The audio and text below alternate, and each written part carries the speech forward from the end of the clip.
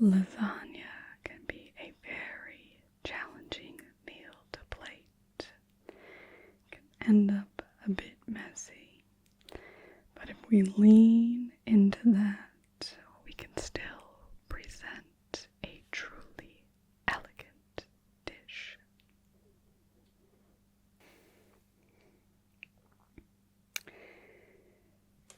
Today we move to plating a much loved and very popular meal, which can often look messy or inelegant, and that is lasagna. You can see over here we have our lasagna fresh from the oven. One of the keys for lasagna to ensure that it will stay together, you need to have a resting period after you take it out of the oven, ensuring that the layers can flatten back down and come together so that they won't spread all over your plate. Now, when we looked at plating last time, we looked at a traditional 3-type arrangement where we had one item here, another here, and another here. With lasagna, it is a meal that is quite complex on its own. And so while you might have a side salad off on another dish or something like that, on our main plate we want to let that lasagna take center stage. So it will be sitting right here. You'll remember that one other element that can make a plate more pleasing is additional height. We naturally get that with lasagna. Its stacked layers elegantly provide natural height. So we don't need to look at that sort of element. If we think about the components in a lasagna, we have a very creamy type cheese sauce, a chewy and tough meat sauce, a pasta layer, and that cheesiness. You can see on the top here we do have a nice crust to the top of our lasagna, but I still think it is accented by adding a bit of extra crunch.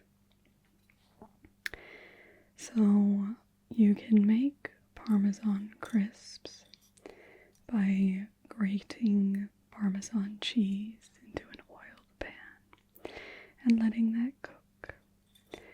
You can make them quite elegant and on top of a soup or more of a, not a lasagna type pasta dish.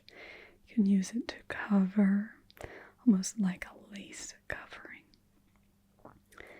But here I'm going to use the pieces that sometimes have fallen apart, but we'll use that to add a nice shard of Parmesan cheese at the top. The other part of this, with our lasagna, we quite often it has a lot of sauce that might ooze out of the bottom, which can really mess up the plate.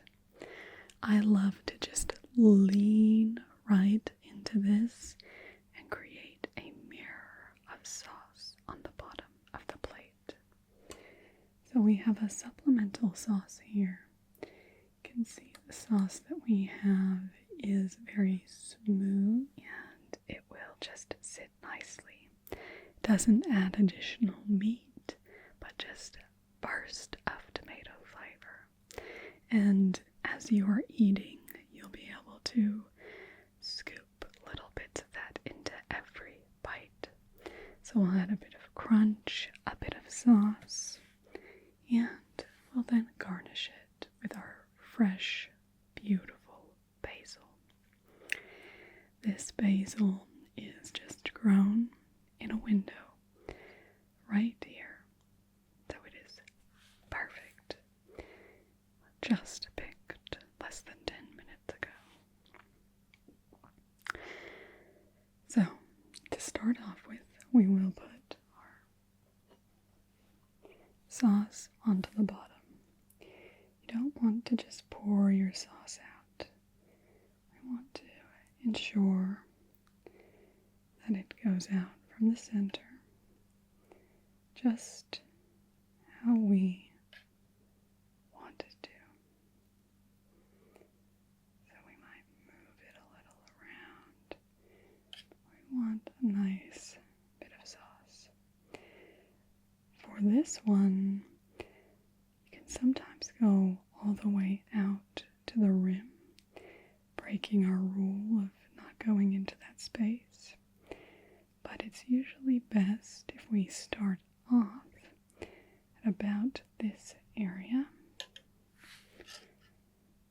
And then as we move that out of the way, then as we place the lasagna onto the plate, it will naturally spread the sauce a bit more, because we don't want the sauce coming up onto our edges. Now, one of our biggest challenges with lasagna is in the cutting and extracting of slices. And really just takes experience. So just keep practicing and know that even if it's not perfect this time, that's okay. I am certainly not perfect. Now, the thing you'll want to keep in mind when you create a lasagna, quite often your lasagna sheets are not going all the way to the edge. And depending if you're obviously serving for the entire family, you're just going to make most efficient use of the whole lasagna. Whereas in this case, I know that our edge areas here don't have the lasagna sheets. So we're actually going to cut a piece from the middle.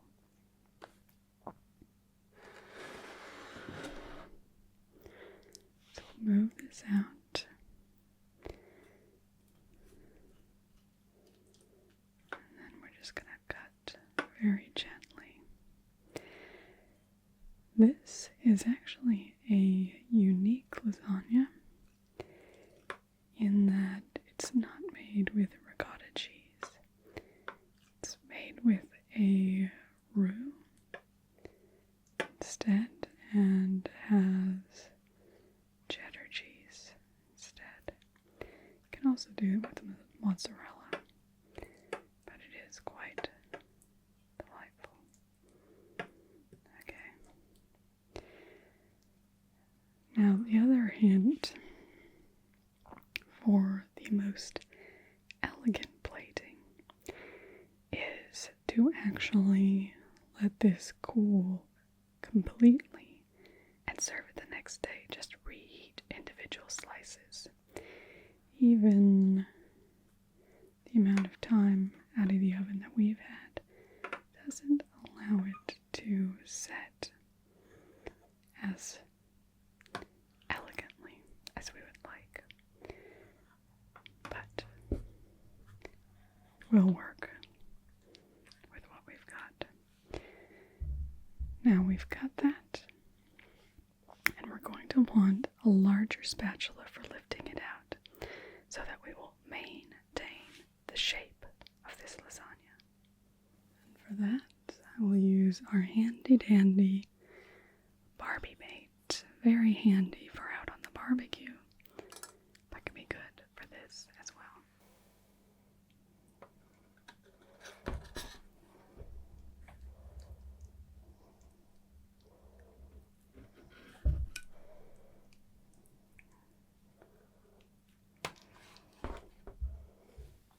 Okay, so we've got, now it's to clean up the plate a bit.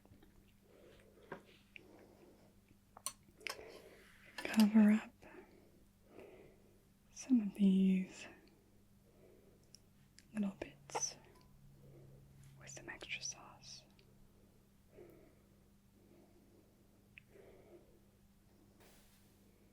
Clean that off. And now comes the fun part. Building up our little cheese crisps. Got a nice one here. Can even do 3, just like that. And then I like to take the 4 leaves right here. We can place those right in the middle, like that. And we could put these off on the side, but I think we'll leave it just like that. And there we have our lasagna plated on a beautiful red sauce with Parmesan crisps and accented with very